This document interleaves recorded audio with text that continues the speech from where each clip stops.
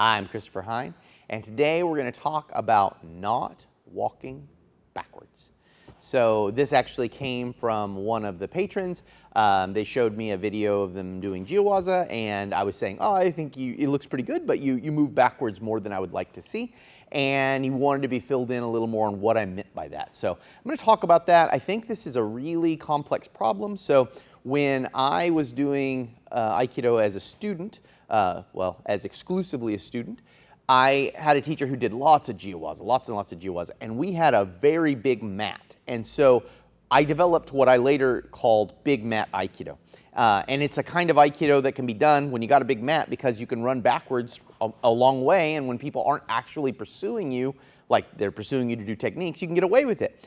But as I worked on a small mat, so once I started teaching in my garage, it didn't work anymore because I just didn't have that kind of room. And because I didn't have that kind of room and I had more aggressive attackers because in the garage we were just beating each other up, I started to realize that like walking backwards is actually horrible. And so I developed a way to talk about it. So I'm going to share that with you now. I'm going to get Josh over here ready to work. Josh?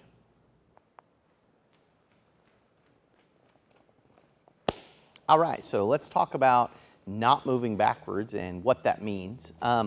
So in Aikido schools, I think a lot of people move backwards. The school I came from was really bad about this, and that's not that the teacher wasn't saying stop moving backwards. He was, but I don't think he put the amount of emphasis on it that I do. And I think most Aikido schools don't because they don't understand how bad it truly is to move backwards. So first of all, if I was going to go at Josh, and this is what I'm basically talking about, actually I'll do it. So let's say Josh comes with me and I blend, okay? And then Josh starts coming to me again. I'm like, oh, I'm not ready to blend, so let me get set, boom. And so I see where I'm walking backwards right there, okay? And that's really common, especially when we get multiple attackers and like someone feels like they're in a position that they're like, I don't really know how to deal with this position right now, so I need to give myself some room so I can compute how to deal with it, and then I'll engage, okay? It's really horrible, and it's diminishing returns. So first of all, if I'm going after Josh and Josh is going backwards, Josh moves slower backwards than I go forward, right?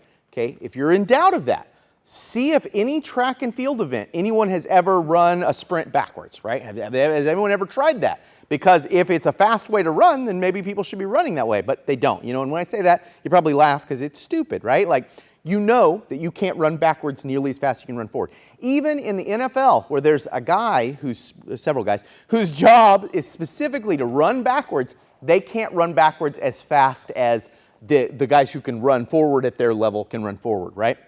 So you just can't run backwards as fast as you can run forwards. So if he's trying to buy himself time, he's actually not. He's just kind of more slow. I mean, you can see he's buying time. He's more slowly losing time, but it's still diminishing, right? You're never going to get.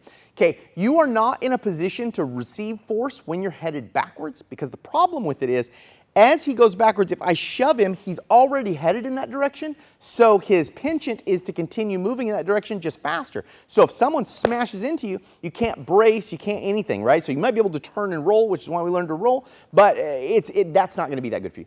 Josh cannot see behind himself as well as I can see in front of myself. Right? And this is another obvious one. These things are so obvious that when you say them, people go, well, duh, but they don't really think about what that means. So if Josh is moving backwards, he can't see what's back there, and I can see what's over there. So if I'm clever, will kind of push him to where I want, into a corner, into my friend, off a cliff, whatever it is I want, right? So it's just inferior to move backwards.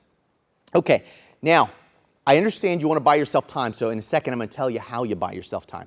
Another thing I want you to understand is the position of muhanmi, which is the position you perpetuate if you go backwards, is the worst position you can have, right? So if I'm like this and I'm coming after Josh, he's perpetuating muhanmi. Even when I turn, Josh will turn also, right, to deal with this, so it's bad for him. He's in a bad position. Where Josh wants to be is this way. There's no way he's going to get this way by walking backwards. So he's not positionally improving himself either. So not only is he making distance badly because he can't do it as fast, he can't do it as efficiently, but he also is not positionally improving himself either. He's not getting behind me, which is what he wants to do.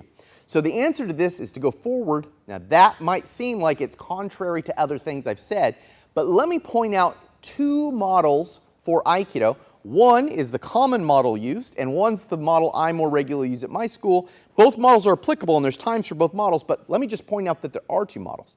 One model is as the Aikido guy, Josh stands there, and when I come at Josh, he does technique, right? So I come at Josh, and he does technique, whoa, there, and I fly through the air, right? Okay, so that's one model, and that's the model most commonly used, right? If you look at teachers at demonstrations showing jiyuwaza, that's basically the model they use. They pretty much stand still. They might move a little bit. They pretty much stand still, and then the other guy comes to them, and then they blend with them.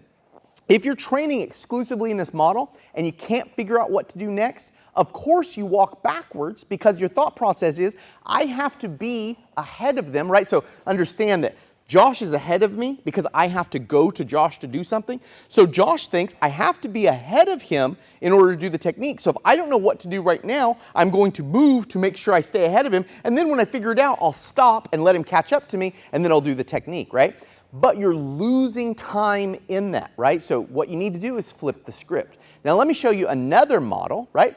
Okay, so if Josh is the she, another model could be Josh coming towards me, moving a direction, and then hitting me, right? So we'll switch. I mean, it's confusing, but let me switch, right? So I'm going to be she. I'm going to be the person doing the technique. So if we were doing Aikido technique like Shomanuchi Ikkyo, right? I'm she, so I'd be the person doing Shomanuchi Ikkyo. Okay, so look.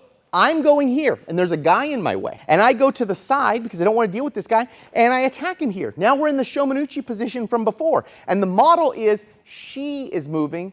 It's not uke that's moving, right? So do you see these two models? It could be confusing, but think about this for a second. Let's make Josh she in both cases. Either in one case, she is standing still, and uke is going to she, and then she does the technique. The other situation is she is coming to uke, getting offline, and doing the technique, right? Makes sense? Two different models. If we understand the second model, if we understand that model, we understand what to do in situations where we can't process what to do. Because what you do is very simple.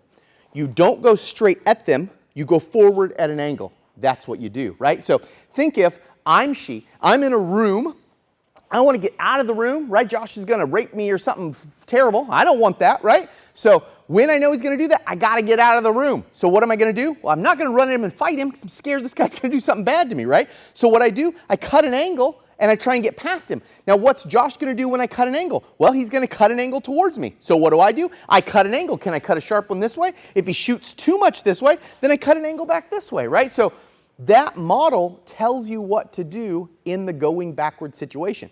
And why it's good is because you start dictating to them what to do and you're still ahead. Now look, in my theory of Aikido, I tell you aheadedness is the number one. Now one way to see ahead is if Josh is she and he's just standing there, I come to him. So Josh is ahead of me because I'm being dictated to Josh as to where to go, okay? The other way that can happen, though, is Josh cuts an angle. The second he cut an angle, do you see he's ahead of me? Because I had to shift to deal with Josh. So he's still ahead of me. And so when you're walking backwards, you're no longer ahead because I know where you are. It just takes me the time to get there, right? So your aheadedness is diminishing. You're losing the aheadedness. And you're kind of just putting off the inevitable.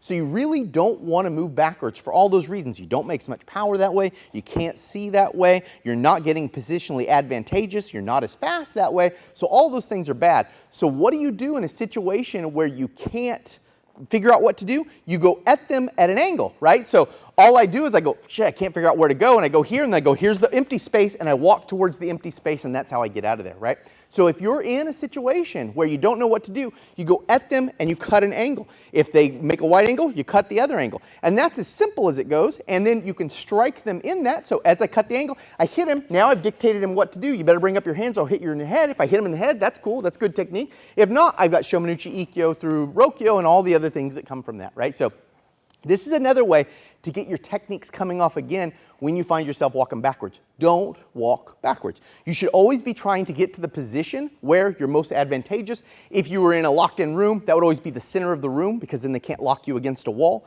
If you're in a room that's got an exit, it's always moving towards the exit, right? So that's always what you're working. If there's obstacles, you're working so you put the obstacle between you and them. So if there was a table right there and Josh was after me, I'd run over to this side of the table so the table is in between me and Josh, right? So that's always the way I'm thinking when I'm moving. I don't want to move backwards. Now, we will move backwards sometimes because we get caught and there's no way around it, but ideally, no backwards movement. So I hope this sussed some things out for you. I'm Christopher Hines, Joshua Teehee. My Solana McDaniel's behind that camera right there, and we'll see you in the next video.